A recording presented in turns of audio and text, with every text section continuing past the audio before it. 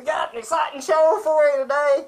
I've been trying to cut down on my guitar acquisitions, and but sometimes life happens, and but it's gonna be exciting because this guitar is fucking kick-ass. Alright, well, here's the thing. Like a lot of people, guitar, I've dabbled in metal. But at the end of the day, I'm probably more of a rocker. Probably more at the, rock and roller. I'm into the rolling with the rocking, or the hard rock, maybe the soft rock, or the rock and the roll. Dabble in the metal, but today we got a fucking guitar that is metal as fuck. And you're not gonna believe just how metal this guitar is. So without further ado, let me show you how fucking metal this guitar is, and you're damn right. No, your eyes don't deceive you. And what you're looking at is a acoustic guitar, and it's the color. Well, I've had teams of scientists trying to determine, is this pink, is this purple, and the results are inconclusive. They're inconclusive. And yes, it's a first act discovery. I'm not well versed in the first act lineup to be able to tell what that means. Is that good? Is that bad? I don't know. But what I do know is that it comes to me with 3 strings on it. And what I find interesting is that the second string here, that normally would go, up to the second slide in the net up here, it's all the way over in the 3rd slide. I was going to move it, but it's clamped down there pretty tight. So I was like, maybe that's there for a reason. I will say, I know this is pretty cool. It's got these little clippy things that cover the tuning pegs up there, and I think that's fantastic, because it's about goddamn motherfucking time that a guitar company cared about my fingers getting poked up there. What is that? Some guitars already have it. Okay, alright, so it's my fault. I wrap strings the way I wrap strings, and to be honest, by the time I put strings on this thing, I might not be able to clip these back, so probably, I don't know. I'm always going to try to keep them on there if all possible. But I think that's sweet that they care about my fingers, Now, what's weird about it is there's apparently I think this is called a zero nut, where it's like there's a, your nut, or no, 0 fret. I think what I meant to say there, 0 fret. Well, there's like a fret there that you wouldn't actually push down on. It's just automatically fretted there. So weird. Okay, alright. never had one of those before. I measured it. It is 20-inch scale length. And that's what I'm going to do. I'm going to clean it up. I'm going to put some strings on it, and just to be a little bit metal, because I've got some concerns about whether or not this neck is going to be able to handle all 6 strings up to pitch. I'm going to start off by maybe tuning it down a whole step, which I don't usually do a whole lot of tuning down. Like I said, I've dabbled, but these days I tend to tune up to good old E, 440. But we're going to, in this case, just to see what happens, because right now, I can be honest with you, much I'm kind of ragging on this thing. The 3 strings that are on there got pretty goddamn good action. You know what I mean? You hear that? It's like no buzz. And then that was my fault. Okay, that's my fault. Don't blame the guitar for that. But even the string that crosses string paths, like, it's not terrible. Like but by the time we put 6 strings on there, which I don't know, these seem tuned up fairly high, but anyway, 6 strings on there pulling up the pitch, it might be pulling on the neck forward. And the thing about it is, this guitar does not appear to have a truss rod. So whatever we got's what we got, because I don't know, man. I guess I could possibly replace the nut, but then we still got that 0 fret, so I don't think that would really do anything action-wise, and wouldn't know what to do with the bridge anyway. I don't know nothing about that shit. This is acoustic guitar. I don't really know as much. Really just hoping for the clickbait. Clickbait! Metal guitar restoration. Got a crazy looking purple guitar with little wings and a heart on the bottom of it, and I'm gonna say metal clickbait. Let's see what happens. I'll clean up the fretboard and rest of it, put some oil or something on it, new strings, tune it down to drop D or just all the way down a whole step. Woo! Oh, and one more thing I want to mention. Although this guitar gives the appearance of maybe being older, if I'm reading correctly inside of here, it appears, it says 07/02/2009, which to me indicates it could have been made July 2009. So, no, this is not exactly an antique. It just maybe has had a rough life. It ain't the miles. It's the years or whatever. Well, first off, I want to apologize to the metal community because I may have jumped the gun a little bit by saying that how metal this guitar is. And I don't mean that as an insult to this guitar. I just mean that, I know metal community's got pretty strict standards, and I'm not really anybody to be judging whatever. So we're just gonna see what we can do. We're gonna see. I'm gonna put some strings on here. I put earthwood, phosphor bronze alloy extra light 10 to 50s on there, and I already got lighter. I think that was about the lightest I could find. Use some Ernie Ball instrument polish and F1 oil. Now, I saw from a source recently that looked like a pretty good source. Seemed to know what he was talking about. Definitely knew a lot more than me. He said you don't need to use any oil. He said you could just use water to clean it up, and kind of made sense. It's wood or whatever, but I already have this and it is fun to use. So I don't know. I don't think it hurts anything. But anyway, just FYI there. I've been. Unless they want to sponsor this video, in which case you better use that fucking shit. That dude was wrong. The dude was wrong. You gotta use that shit. But until they sponsor me, you can probably just use wood to clean the fretboard. He's talking about, when you have the white stuff in there, it's salt from your sweat or something. But use a little water. But I use the fretboard. I always had it. Look at this shine. Look at this thing. Look at it. He cleaned up pretty good. And it was hard to get the strings on there. Not gonna lie. It was a little bit of a challenge, but by the time it happened, I even managed to get those things closed. Look how safe that is. You can just put that right on your face. It don't even hurt. It may be messing with the tuning or whatever. The tuning may be a little temperamental. But who guessed that with the tuning pegs and this guitar? I don't know. Like I said, I don't know the history of this. Okay, first act. I think I've seen them in stores before, but they weren't music stores, if you catch my drift. But here we go, roughly down a whole step.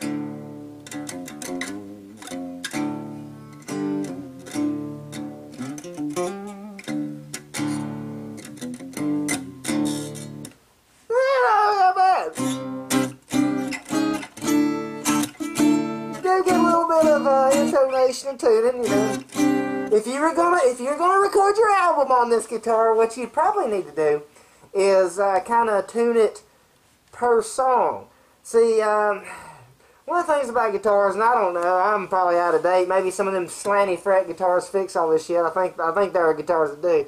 But most of your traditional guitars, there's all this weird tuning bullshit that goes on, and kind of you can sum it up in the fact, don't worry about why or how. But a lot of times, if you get your guitar so it's tuned, using a tuner or not, it's still, but you might get it where you play a D chord, or in this case it'd be like a C chord, but it's the D shape. But let's say that was just sounded perfectly in tune. And then you play like an E minor. Now the E minor, that sounds a little, maybe a little better than the D. But anyway, I think you catch my drift. That sometimes you can have it where one chord sounded, like earlier I had it, like earlier the D, which is actually a C on this, and I was like,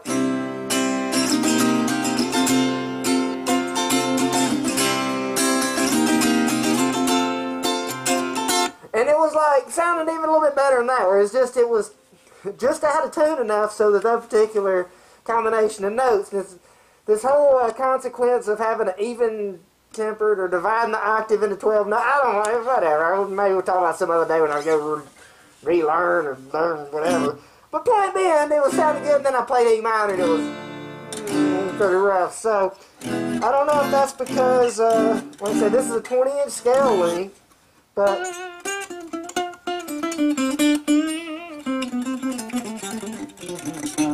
it is fun to play.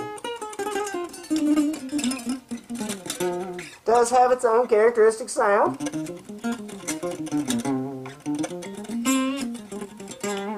But it's pretty expressive.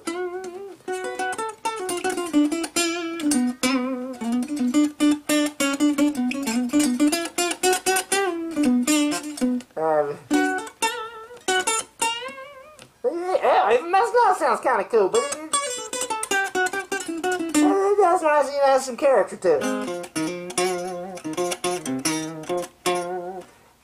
I think it would handle tuning up to standard pitch, but I think it kind of makes it fun to play, you know, lower down. The thing about tuning lower, it does make string bending. This thing feels really loosey-goosey, which is fun.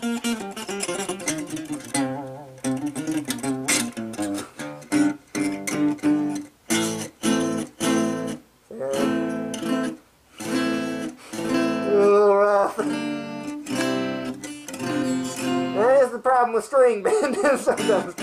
Now when putting the strings on, like I said, I struggle to get it as neat as I'd like. I don't know, it's real weird. The strings almost are like touching and overlapping here, so that was a little bit challenging. I was, you know, wondered about putting new tuning pegs on there, but I first wanted to see if the neck could handle strings. What do you know?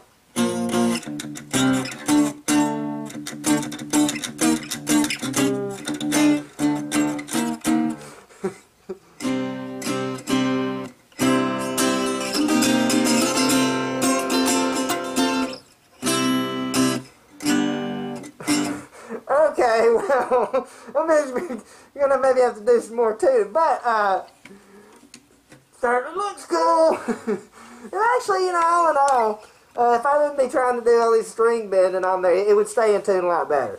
And, you know, so that's really that's all me. That's all me. If I want to be doing that much string bending, you got to suffer the consequences sometimes.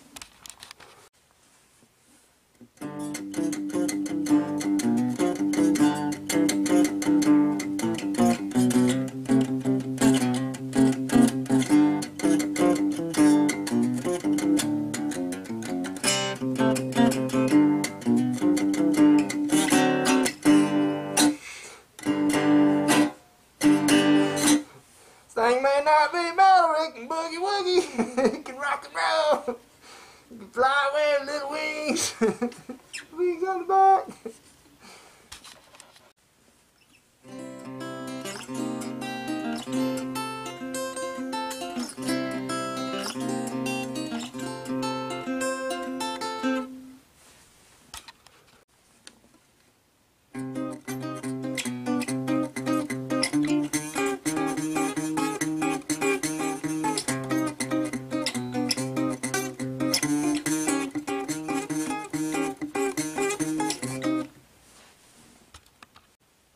Okay, that's about enough of that. I'm sorry if that was too much. So what have I learned from all this? And believe it or not, I actually learned something, I think. Although this guitar is probably not one that's gonna give some other any of my other guitars, to be honest, a run for their money. As far as being like a better guitar or something I want to play more. This was unique because, for one thing, this was probably the easiest and hardest to play guitar I think I've ever played.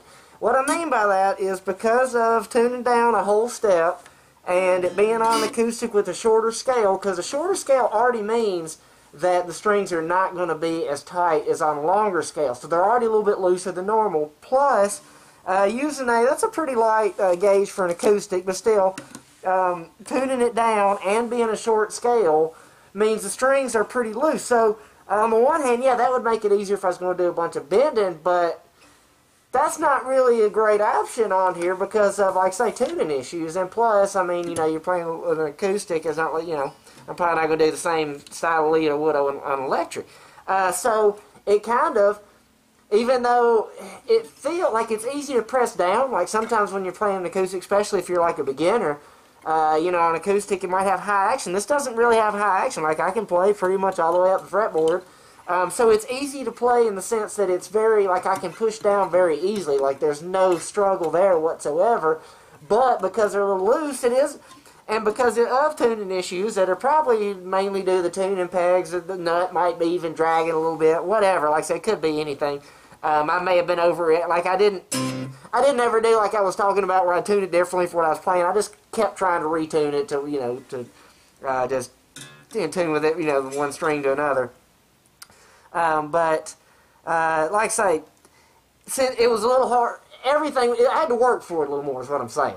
And so that was kind of cool because it almost made it more like practice, a little more like, and I kind of mean that in a good way. Like it felt like I, you know, it get a little frustrating sometimes trying to, you know, make sure it's in tune. And part of that is, let's be honest, just put strings on it. Of course they're going to stretch out. I didn't do the best job getting them on the tuning pegs because just the way they were so close together, I didn't get my wraps. They're not all bunched together like I like to get them. So still stayed in tune and did better than I'd expected. But it being a little bit harder to play and having to work for it, I kind of felt like it was working on my ear because normally I might let a little bit of out of tune go, but here I was like, oh, let me check on that. Which string is that? Let me, you know, adjust it a little bit more.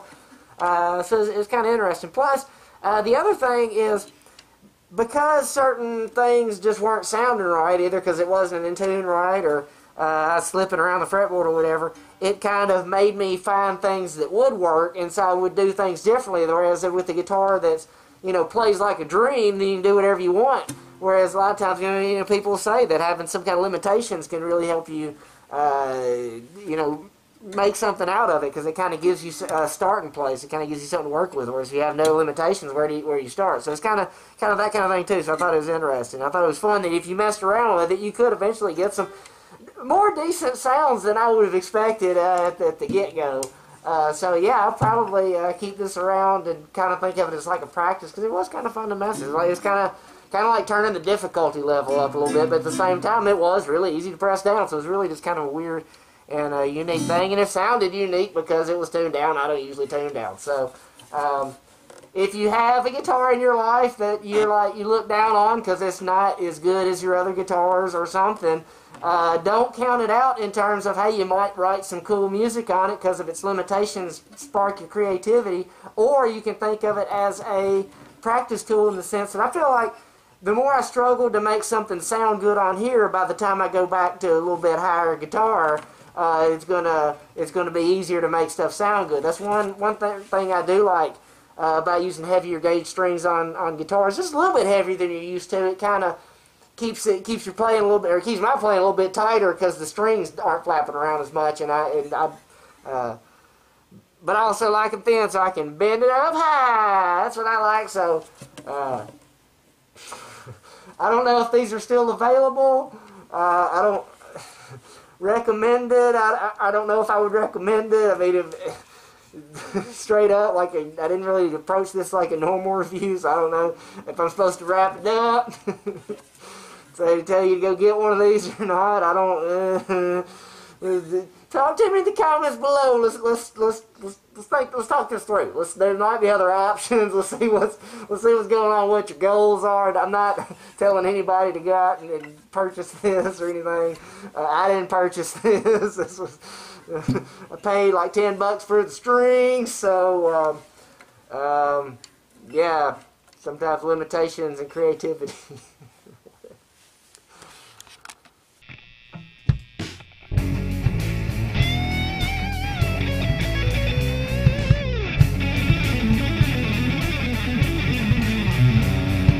Time is flowing backward to a life without a care.